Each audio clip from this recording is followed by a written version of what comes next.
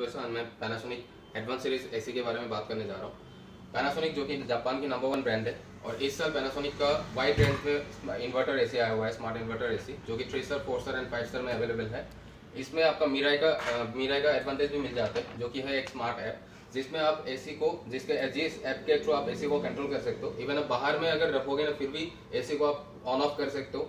आप रात को जब सोते हो उस वक्त में कस्टमाइज स्लीप प्रोफाइल इसमें बना सकते हो।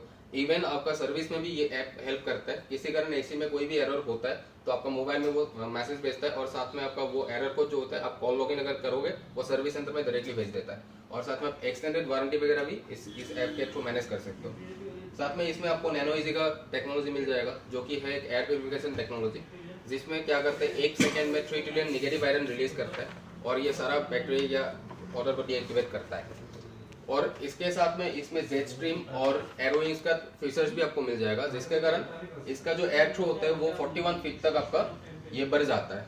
और साथ में बताना चाहूंगा इसका जो वारंटी है 1 ईयर ओवरऑल वारंटी तो रहेगा ही, साथ में कंप्रेसर में आपका 10 साल का वारंटी मिलेगा और इसमें इकोदाफ का भी फीचर्स मिलेगा, जिसके कारण में यहाँ पे जो आउटडोर आपका होगा, आउटडोर का जो बॉडी होगा उसमें भी आपको 5 इयर्स का वारंटी मिलेगा।